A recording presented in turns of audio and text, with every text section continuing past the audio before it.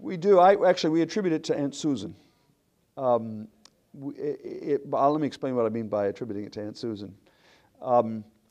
There's been a growth, a really quite remarkable growth of connections among people across religious lines in the last 50 years. So the rate of intermarriage across various religious lines, Catholic, Protestant, Jewish, Christian, religious, none, that is connections, marriage between people, some people, two people, one of whom is very religious and one of whom is not at all religious.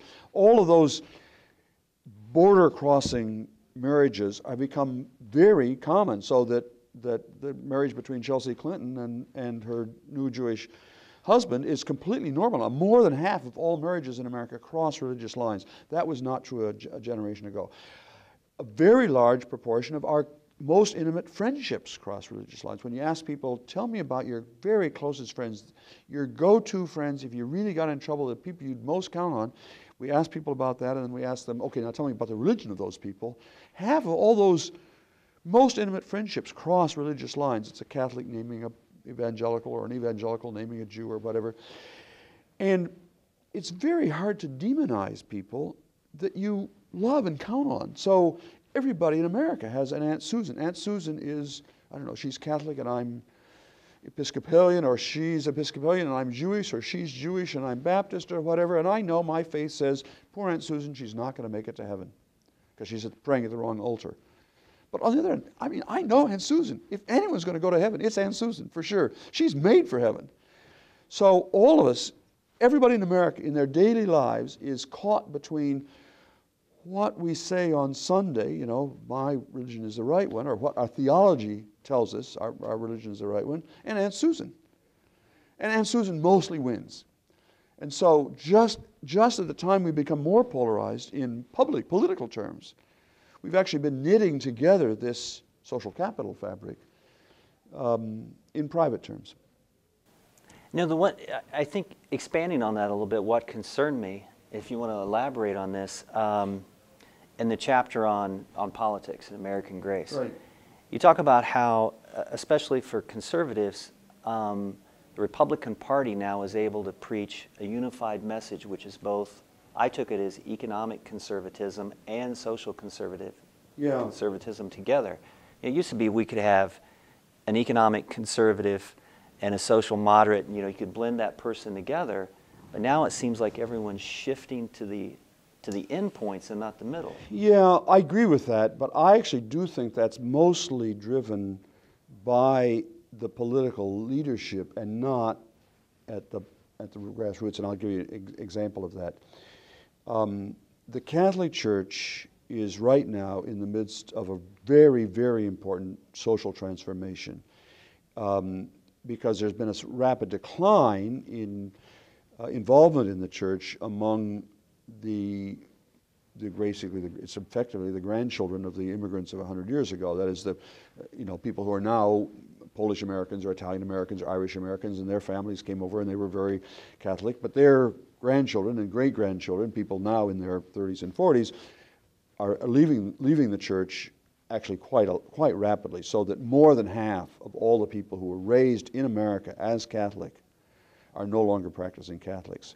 Half of them would no longer say they're Catholic, and half of them are kind of lapsed Catholics. They still say they're Catholic, but they actually never go to Mass. At the same time, coming in the other door of the church are massive numbers of Latinos, so that of the people at Mass last Sunday, under 30 in America, that is, of all Catholics who attended Mass last Sunday who are under 30, 65% of them speak Spanish, not English. So there's a huge transformation that the church is undergoing from being largely a church of European, third-generation immigrants from Poland and Germany and Ireland and so on, to being a church very predominantly of Latino people of Latino background, first and second generation, third generation Latinos.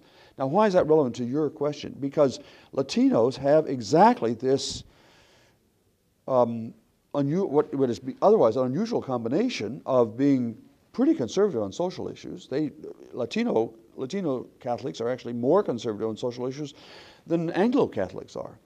But on economic issues, Latinos are very liberal. They're very, of course they would be. I mean, they can't, they're in a part of the economic strata where you have to be liberal. You count on public services and so on. I don't mean just welfare. I mean, you count on, your kids getting good schools and all that kind of stuff. So the constituency of the Catholic Church over the next 30 years is going to be moving simultaneously in two directions. It will continue to be conservative on social issues, but it'll be much more liberal on economic issues.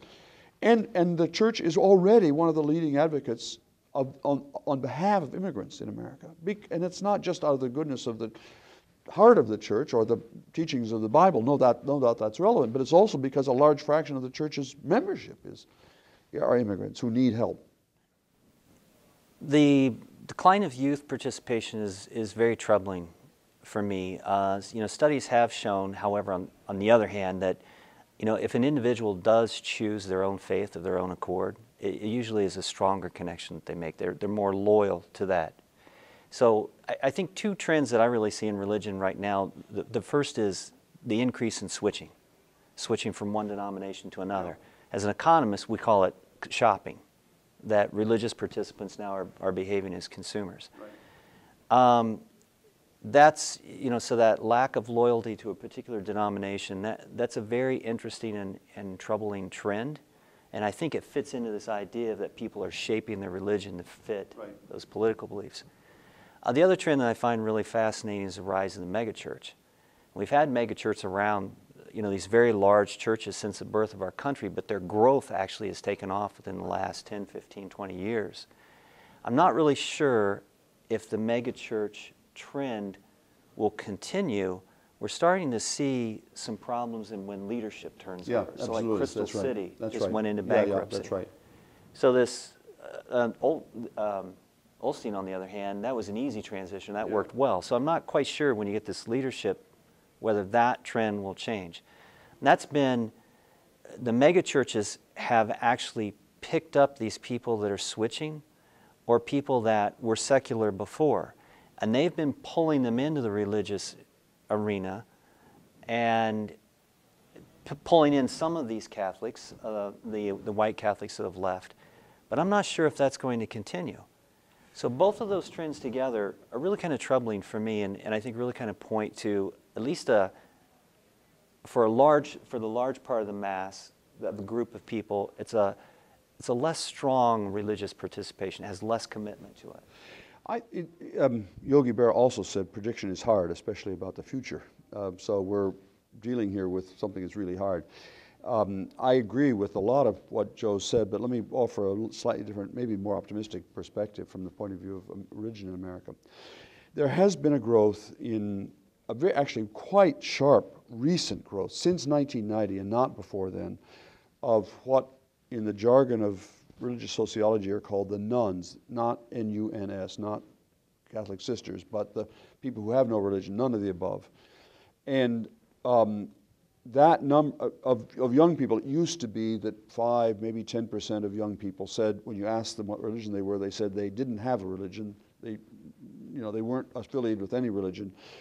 But that number has, over the last 15, 20 years, gone from about 5 or 10% to almost 30%. So a big jump in the number of people, young people who are alienated from organized religion. And then when you push a little bit to find out, well, who are those people?